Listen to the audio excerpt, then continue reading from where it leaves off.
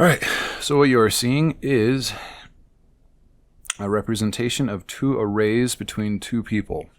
Now,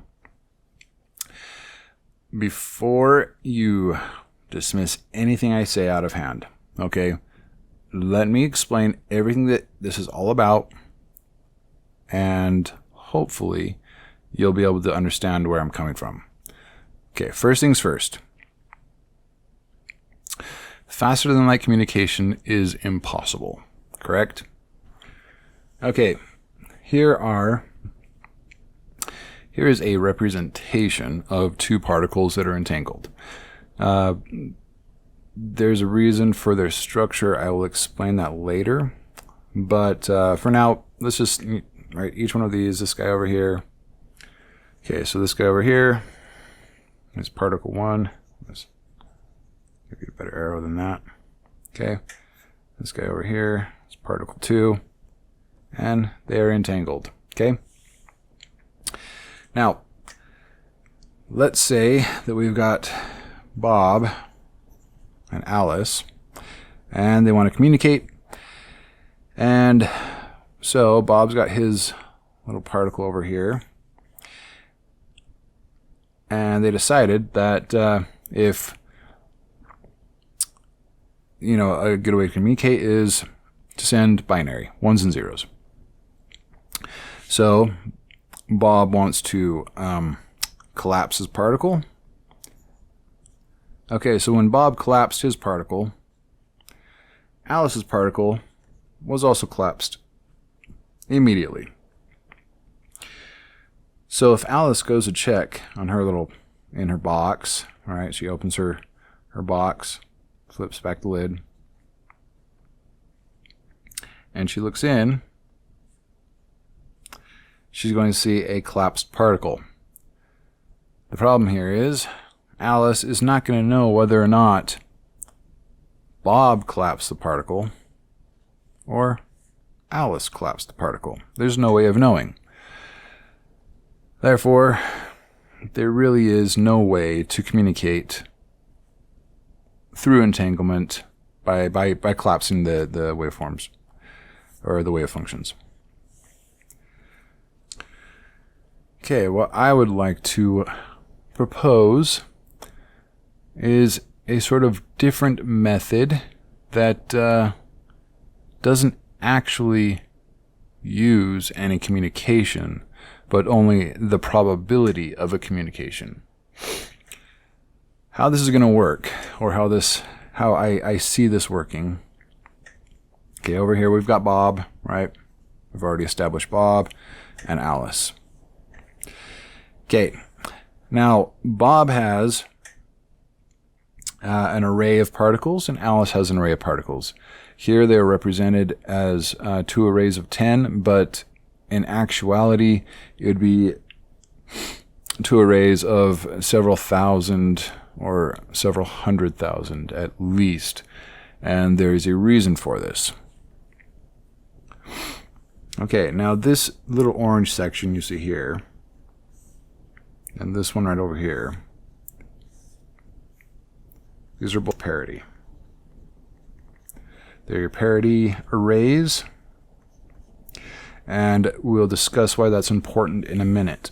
Okay, if you're familiar with the uncertainty principle, this states that if you have a particle, fun little particle, okay, and you want to know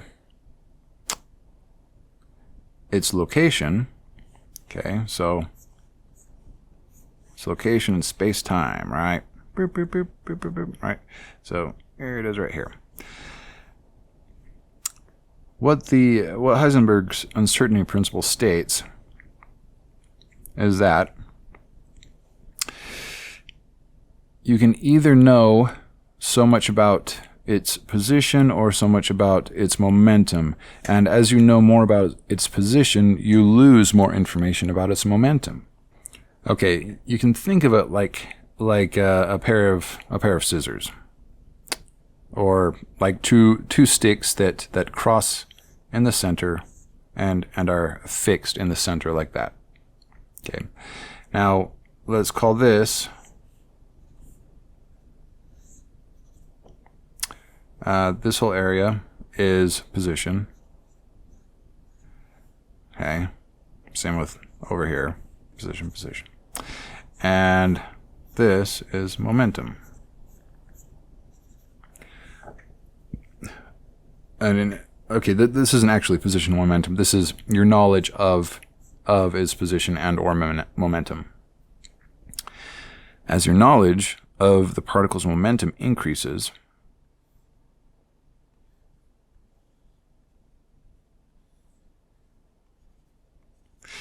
then your knowledge of the particle's position decreases. And vice versa. As your knowledge of the particle's position increases, your knowledge of the particle's momentum decreases. Now, there are several really good videos on YouTube that explain this really well. Veritasium has one or two, I think. And the PBS is the space-time. What's that guy's name? I cannot remember his name. Anyway, he has a really good video where he talks, he walks you through Doppler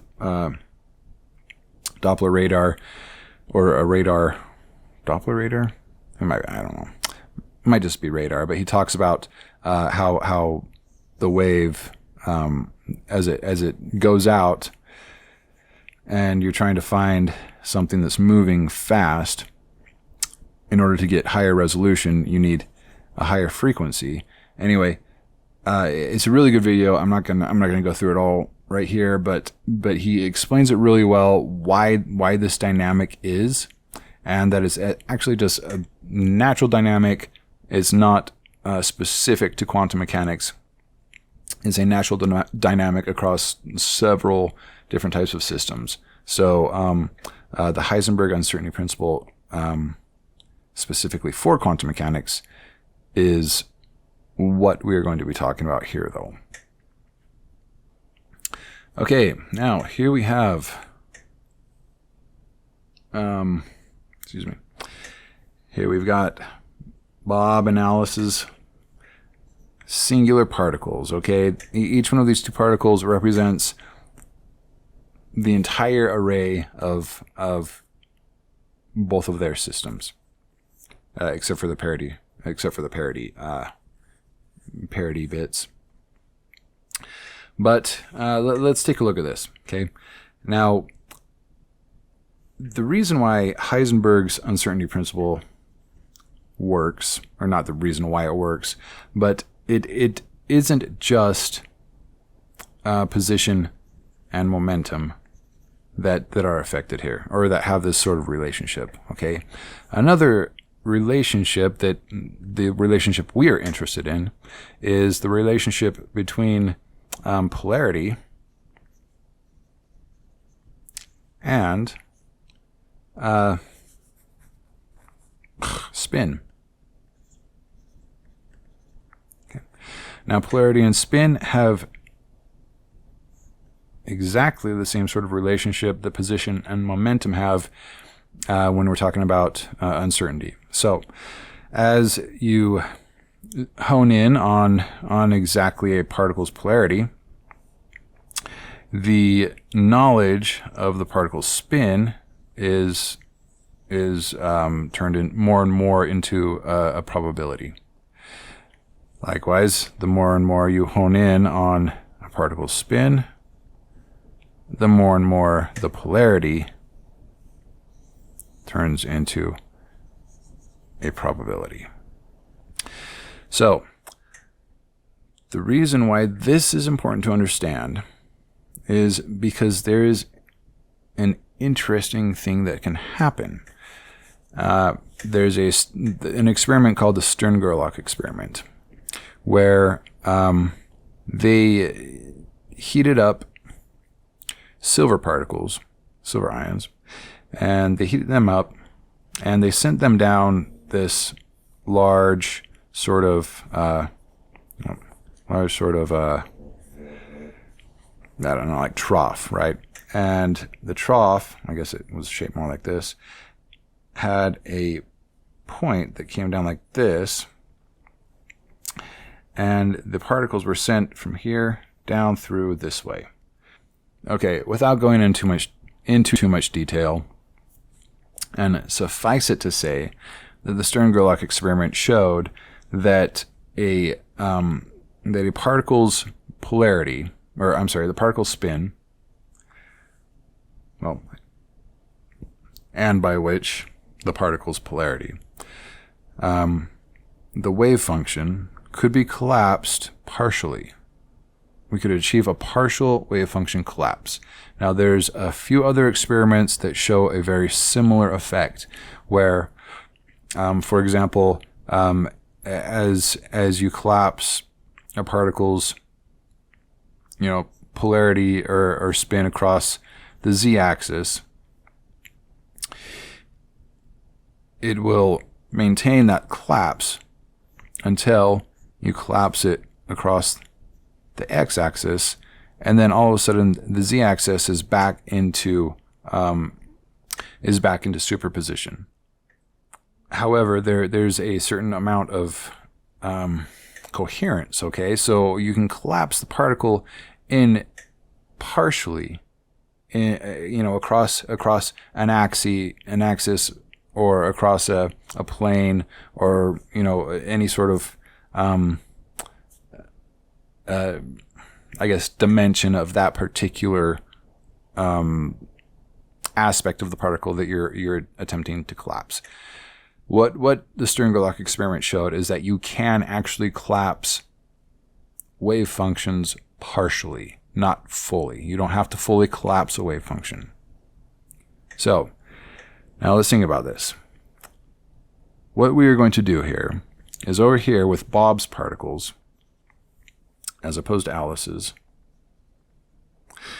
Bob, we're going to be working with polarity. Okay. Now, Alice's particles, over here on Alice's side, we are going to be working with spin. And we'll get to this in a second. Just understand that the key ideas here that we need to understand are, one, that we can have a partial wave function collapse, and two, that the relationship between Bob's and Alice's particles is polarity to spin.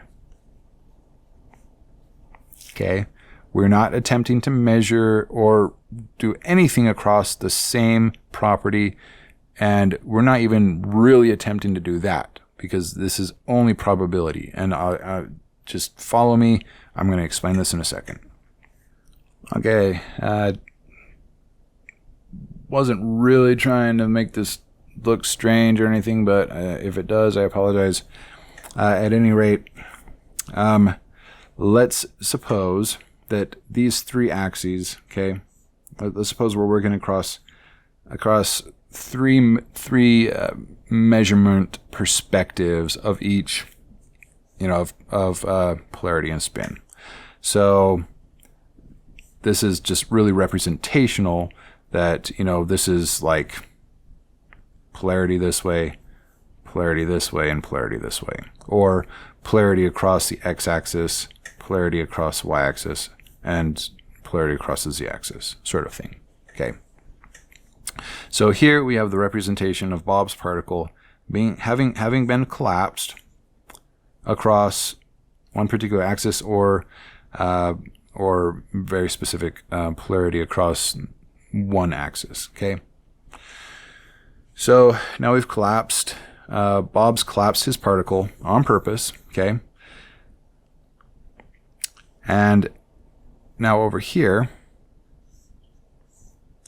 because this now is representational of spin, all right, Alice's particle has also collapsed across that same dimension. This should be how it actually works in reality. Okay. If these two particles are entangled and Bob's particle over here gets collapsed across whatever, polarity sort of dimension that we're going to tried to work with or tinker with here, whether it's an actual polarity, like how light is, if you're polarizing dimensionally across axes, or if we're polarizing across magnetic polarization, north south sort of a thing. The fact of the matter is that this is what we're talking about here. Okay, we're just talking about the polarity and the spin, period. So now Bob's particle is entangled partially to Alice's particle, and it has collapsed only partially. Okay, both have collapsed partially. Now we're looking at their two systems. We've got Bob over here, we've got Alice over here, and Bob has gone ahead and he has collapsed each particle in his array across one particular dimension of polarity. And we're representing it as 3 dimensions of polarity. Take it as you will. This is I'm just, relaying the concept. All right. This isn't actually how this would look or work or anything. I'm relaying the concept of how it could possibly work. Now you're going to understand why this section right here, why the parity sections are important in a moment. Because so far this isn't telling us anything, right? This doesn't really make sense. Okay, so how are they going to communicate? Well, don't forget, we are not actually communicating. We are only sending a most likely probability. Okay, what Alice is going to eventually uncover here is the most likely probability of what Bob might have wanted to send. All right. This is not a direct message. This is only a probability of a message. That's key to understanding how this would work. One, because you cannot send direct data like this. It is just not possible. Okay? A hard, solid stream of information is impossible to send across in this sort of manner. But we are not attempting to send a hard, solid stream of information in the system. What we're going to be doing is we're going to be sending a probability, or not even sending, we are going to be inducing a probability of a message that Bob only may be trying to send. Okay, so now we see that Bob has, over here, he has collapsed all of his particles across the specific direction and across the specific polarity that he has tuned his instruments to. Now, the polarity, the actual polarity, doesn't matter so long as it is the same polarity and dimension across each particle. Okay? Now, being as such, as I said before, Alice's do the same thing. So, Bob's going to go ahead and collapse. He's going to, whatever mechanism, whatever, it doesn't matter if we're doing spin and polarity or momentum and direction or position or anything else, as long as we have enough vector or enough axes to work with here, and as long as Bob only collapses it partially across at least 1/3 of the possible configurations. So this is north all the way down, right? North, south. He puts a one-dimensional field across these, or a two-dimensional, field across these particles, and only across one axis. And so he only collapses them across that one particular axis. Now, keep in mind, these are still entangled with these guys over here. So if he collapses these guys across this one axis, across a very, in a very specific direction of polarity,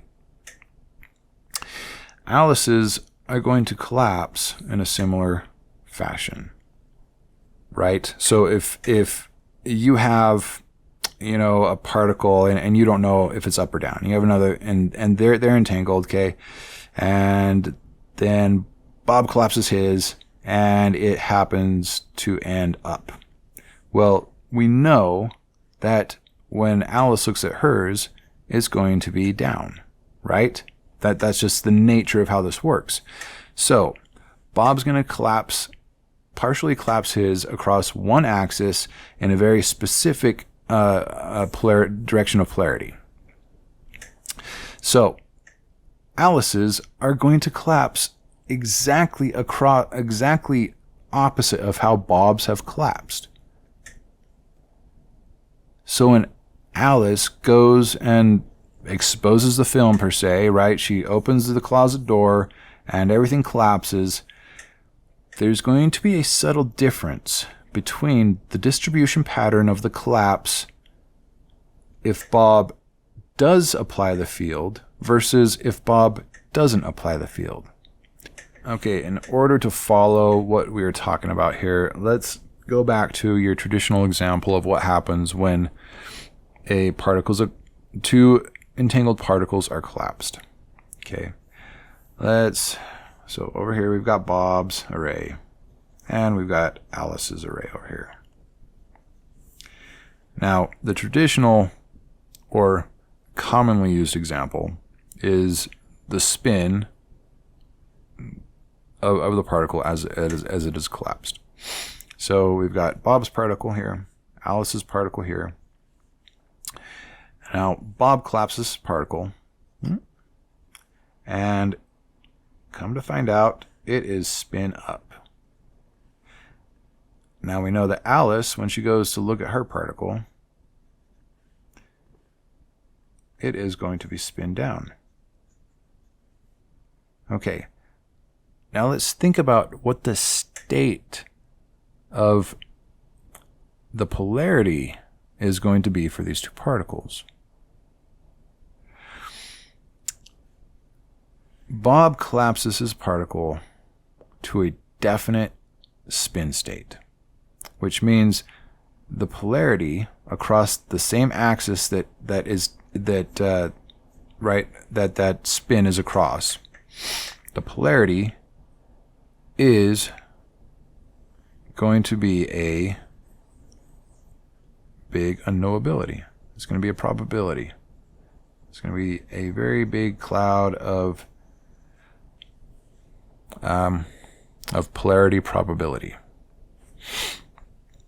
Same with Alice's, right? Okay. Now, let's go back and take a look at what's going on here. Bob is going to apply a field across one axis with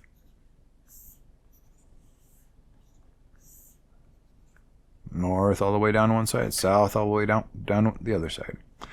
So what Bob is essentially doing here is he's constraining the polarity across one axis to this configuration, okay? So all the particles down here are going to be constrained to this sort of planar field, magnetic field, which means that the spin, right, of this particle across that axis has become highly unknowable. The highest possible unknowability for the spin, okay? So what's happening over here with Alice's particles? Well, we've got the polarity is being anchored to this plane, to this axis, right? And so we essentially have collapsed it north and south, but we've only collapsed it partially. We've collapsed 1/3 of what we could possibly collapse. And we've got the other two axes, okay, that are still in utter unknowability. But this is just the polarity. Let's look at Alice's for a second. Across this axis, okay, the spin has increased in its unknowability. Okay. Same with this guy, right? Increase in unknowability for the spin. Because its polarity has been tied down. Now we have the other two axes that are still just normal, distribution across both properties. Now, let's think about what's going to happen when Alice comes over here and decides to just collapse them all together. And after she's collapsing them, she's going to look at the collapse distribution, how they all end up, okay? So Alice is more concerned with spin. She doesn't care about the polarity at all. Bob is the guy over here. He's the polarity guy. Alice is all about spin.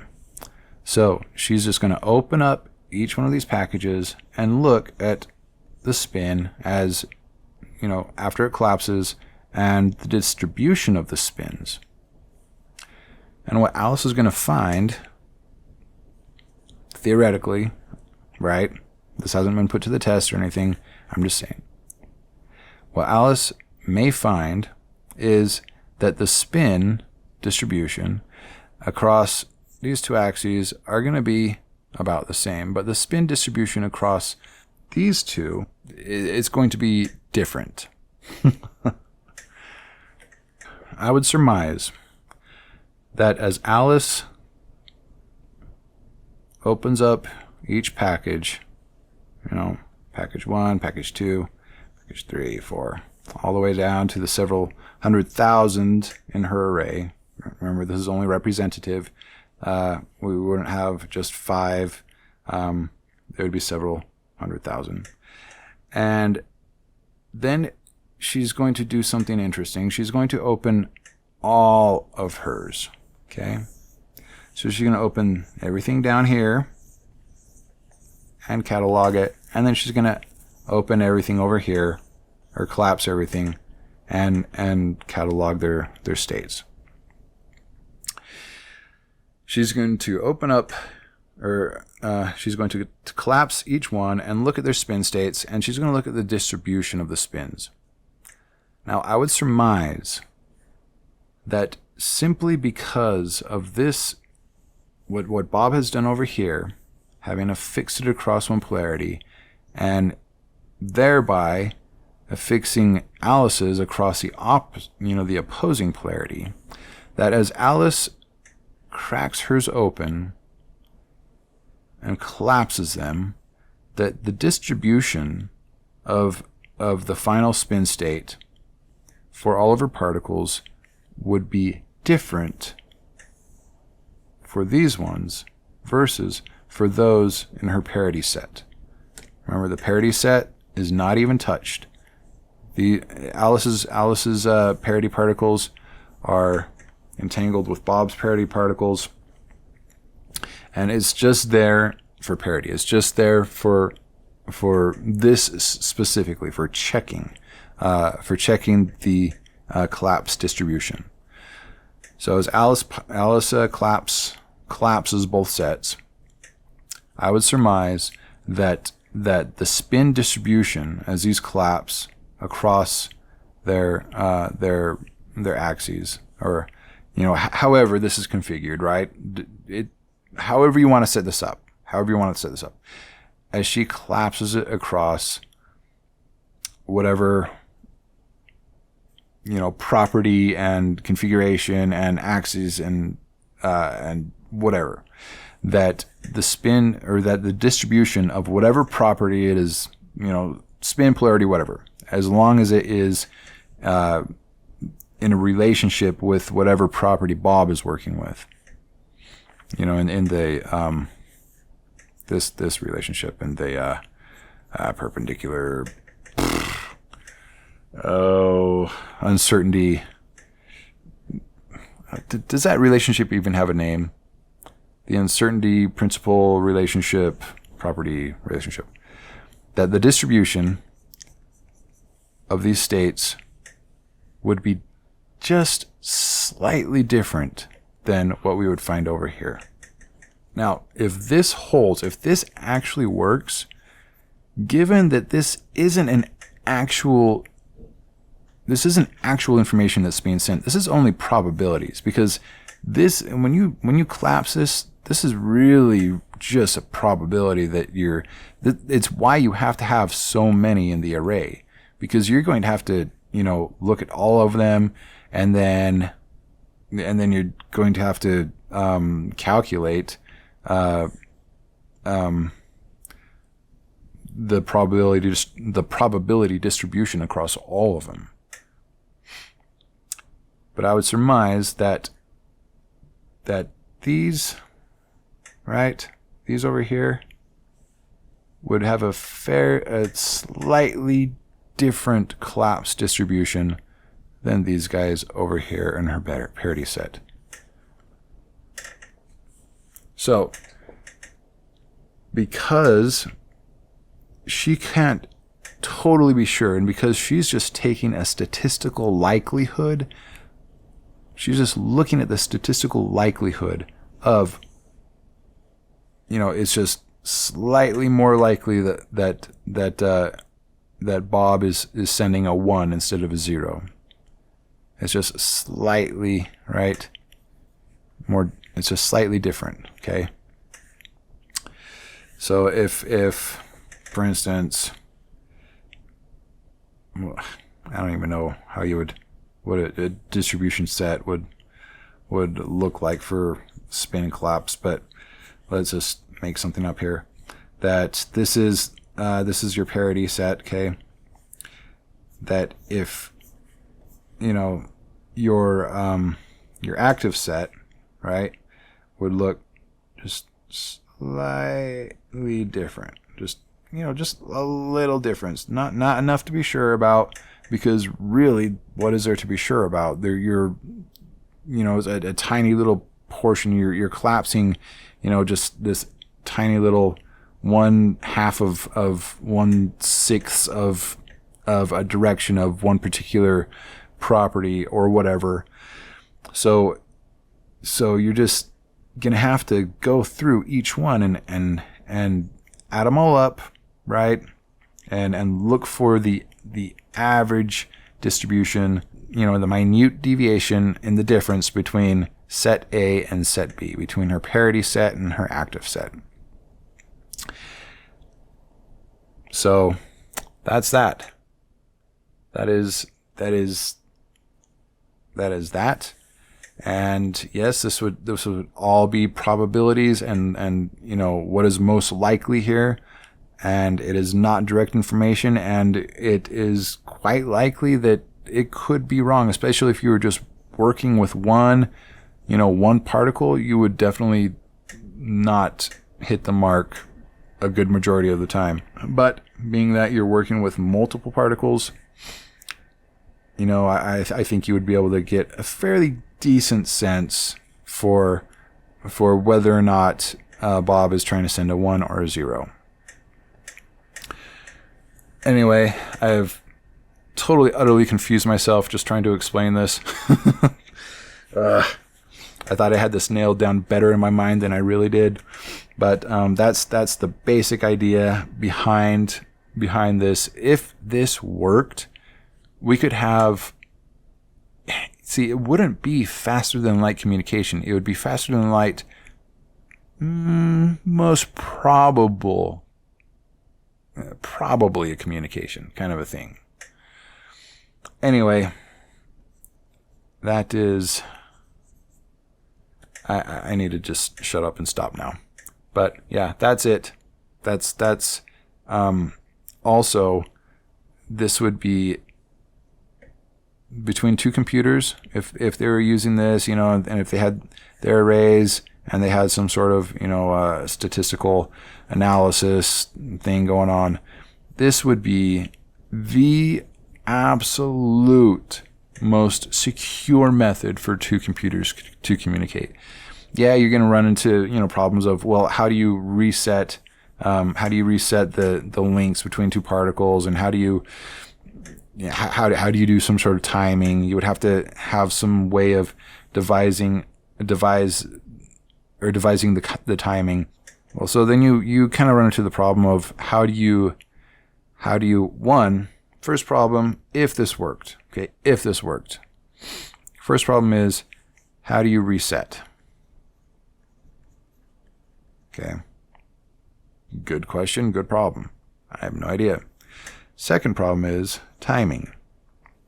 Well, let's say we solve the reset problem. Okay, we know how to reset the connection between every particle after every collapse. After every time Alice collapses her entire set, we can reset all the particles for both the parity set and the active set. Okay. Well, how do we know when to look for a message?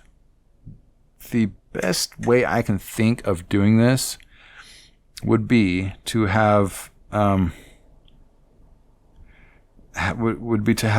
Alice check, every 1/5 of a second, and then have Bob send a binary digit every 1 second. So Alice's feed, after the computer's reset and after all the statistical crunching here, that would give us the maybe it's a 1 kind of a probability. We would have something, 1, 2, 3, 4, 5. So we would have 1, 2, 3, and then a statistical difference there, and then it would go back, and then a statistical distance or statistical variance here, and then it would go back. And the thing is, if Bob was sending 1, 0, 0, 1, 1, right, you would have, let's say, 1, and then 0, and then 0, and then 1, and then 1. So you would have to do yet another analysis and say, okay, there's a bump here, there's a bump here, there's a bump here. This distance here seems to be the most regular across the entire feed, right? Because we're not just, this isn't the only thing that's being sent. It's like a big long stream. But there's, you can calculate these little blank areas, and then just insinuate that, oh, that's probably a 0.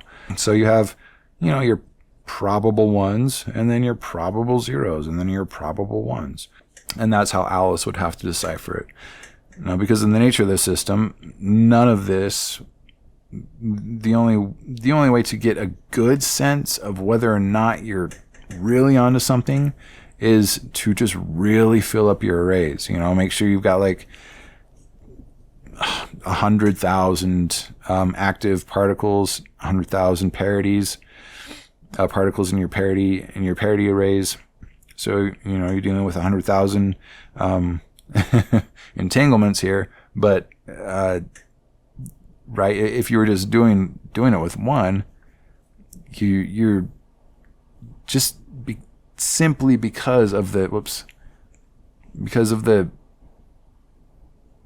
statistical probability, the nature of this system, and such a low statistical probability across this, like you can look at 1 and you're not going to be able to really tell what's going on. You need layers. You need 100,000 particles to show that over here, your distribution, collapse distribution looks kind of like this. And over here, your collapse distribution looks, maybe it's just a little thinner and a little more, bump in the middle, right? If you're to overlay them, either something like that, or maybe it would be something like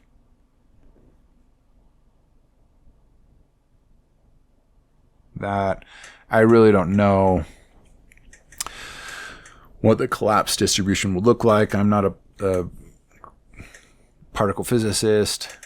And yeah, really, I'm pretty much just blowing smoke out of my ass with this. This is just a thought that I had that I'm just kind of putting out there because it's fun and I like to think about it. And I think it actually has a potential to, if not work, then light somebody else's, flick on somebody else's fun little light bulb in their little mind for something that might actually work. Anyway, that's it. Turn on your light bulb. Quantum physicists, tell me I'm completely stupid, that this would never work, or, tell me that there could be something here. I would love to hear back from anybody that, has more of a background in quantum physics and particle physics than I do.